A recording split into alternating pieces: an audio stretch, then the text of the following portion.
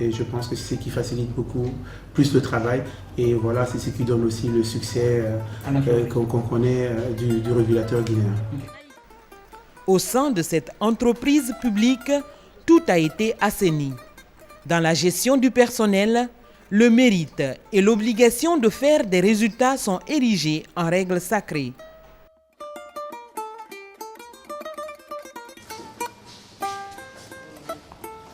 Rassurer au quotidien les employés, les accompagner dans le développement de leur potentiel est le travail de Camara.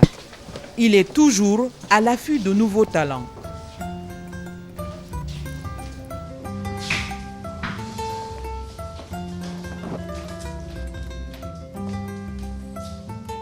Nous ne nous amusons pas du tout dans le cadre du recrutement. Dans le recrutement, c'est un choix favori, c'est le meilleur qui passe. Donc, libre choix aux gens qui ont les meilleures compétences de s'exprimer au niveau de la RPT et de faire valoir leurs compétences au sein de l'institution.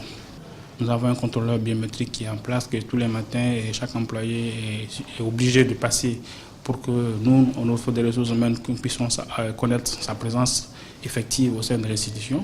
Et si quelqu'un est absent déjà, on voit qu'avec ce contrôleur biométrique, la personne n'est pas encore enregistrée.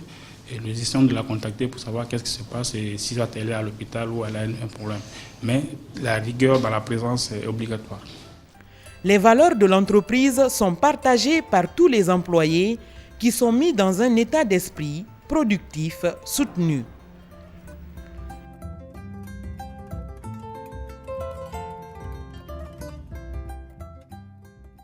On se sent heureux parce qu'on est sur la convention collective. On a la sécurité sociale, on est assuré, tous les travailleurs sont assurés avec la famille. Et puis encore, on a beaucoup d'atouts. Parce qu'on va à la formation, tout ce qu'on demande à la direction, quand même, c'est calé. Ils respectent toujours leur engagement. Des team building favorisent l'implication de tous. La feuille de route de l'entreprise est tenue.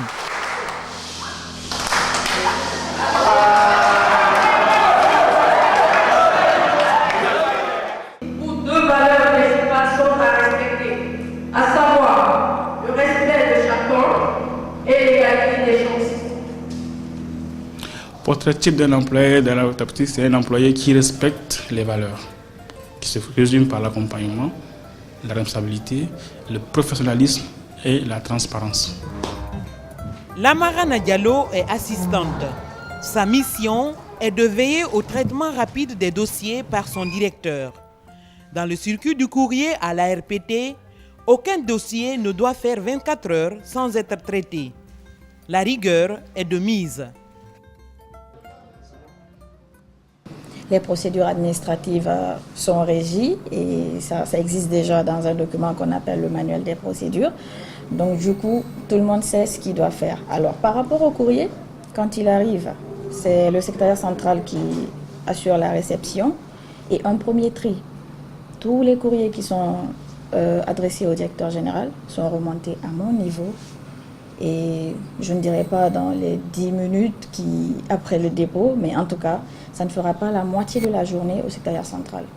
Et quand moi je reçois ce courrier, je refais un autre tri, je vérifie la forme du courrier et un peu, si vous voulez, le contenu aussi, pour que je puisse savoir de quoi il en retourne, si le dossier est au complet, parce que vous savez, nous recevons plusieurs demandes des opérateurs, des différents acteurs du secteur. Donc du coup, moi je refais un tri, je classe ces courriers dans le parapheur que je soumets au DG. Et le DG, à son tour, il va les annoter avec, il y aura toutes les orientations, toutes les précisions par rapport à chaque courrier. Et donc le courrier est immédiatement ressorti, enregistré à mon niveau, pour assurer un meilleur suivi et après dispatcher. Quand il y a une annotation qui est faite, immédiatement il faut qu'il y ait action sur cette annotation. Donc on ne peut pas se permettre d'aller lentement dans le traitement des dossiers. Les hommes, vecteurs de progrès qualificatif, l'ARPT l'a compris. Aujourd'hui, plus qu'hier, le challenge est grand. Le régulateur doit poursuivre la promotion de l'accès universel au service des télécommunications en Guinée. Les marchés pertinents et opérateurs dominants sont à identifier et le suivi du déploiement du backbone national et le partage des infrastructures deviennent des défis majeurs. Les États se battent pour améliorer les conditions de vie. Une autorité de régulation en tant que démembrement de l'État doit diriger ses efforts vers l'amélioration des conditions de vie. Ceci ne se fait pas par un simple vœu, ça se fait à travers un ensemble d'actes sur le terrain. Nous avons plusieurs acteurs, plusieurs opérateurs, le segment téléphonie mobile, le segment Internet, le segment audiovisuel et tant d'autres. Il y a aujourd'hui l'apparition de ce qu'on appelle dans notre jargon les OTT, les over the top. Ce sont des opérateurs alternatifs qui n'ont pas forcément d'infrastructures physiques, mais qui utilisent les infrastructures existantes pour pouvoir donner des services. Aujourd'hui, le commun des Guinéens utilise Viber, on utilise WhatsApp, on utilise Skype, sans savoir qui est derrière, qui est le fournisseur, alors que ce sont des entreprises qui ont investi quelque part, mais de par le service auquel les citoyens guinéens souscrivent, l'investissement n'est pas présent ici. Donc, c'est autant de défis auxquels nous devons faire face pour amener l'État à réglementer, pour faire en sorte que l'apparition de ces OTT ne soit pas une menace pour ceux qui investissent pour le développement des infrastructures, ne soit pas également une menace pour les consommateurs quant à la protection de leurs données à caractère personnel. Pour relever ces défis, la Guinée vient de mettre à jour sa législation sur l'éthique.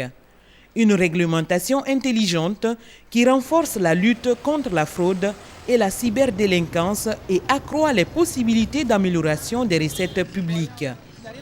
Les intérêts antagonistes des consommateurs et des opérateurs sont préservés. La loi sur les télécommunications et TIC a été votée par l'Assemblée nationale et promulguée par M. le Président de la République. Cette nouvelle loi a l'avantage d'être plus claire, de toucher l'ensemble des secteurs et de permettre aux régulateurs et aux investisseurs d'avoir une certaine visibilité. Parce que sans visibilité, il vous est difficile de prendre des décisions pour investir. Quand vous avez une visibilité sur l'orientation de l'État, sur l'orientation des différents organes de l'État, sur ce que le secteur sera demain et après-demain, ça vous donne toutes les armes pour pouvoir décider de la nature et de la hauteur des investissements que vous devez consentir. Donc cette loi constitue pour nous une très grande opportunité et pour l'État et pour les acteurs investisseurs du secteur. L'ARPT tient à la qualité de ses relations avec les opérateurs. Une communication dynamique permet de consolider les liens d'un partenariat qui se veut efficace.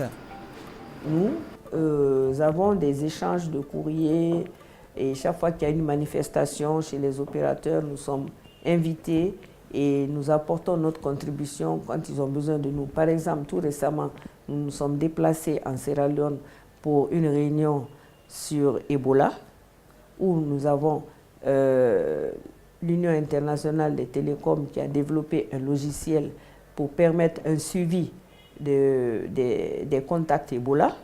Ils ont présenté le logiciel. Nous sommes allés avec les opérateurs à cette rencontre. On a fait chemin ensemble, on a été écoutés, on a été apprendre et ces opérateurs, au retour, ils doivent restituer. C'est pour vous dire que nous travaillons avec eux à tout moment. Nous avons un site, le site web, c'est ce que vous voyez comme ça.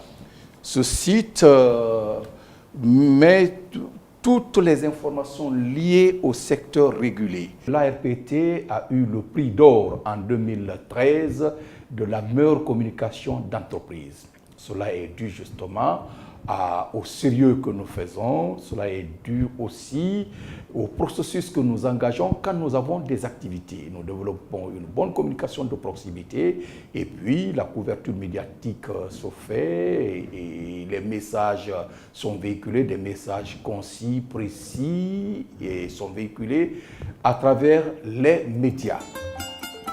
La Guinée va donc connaître une nouvelle ère de son développement technologique. Sous le signe de l'innovation, de la créativité et de la passion des acteurs, l'horizon s'annonce promoteur. Avec une autorité de régulation dynamique, la transformation du pays à partir de la révolution numérique est bien à portée de main. Les fondamentaux sont déjà établis, le chef de l'État a donné le ton.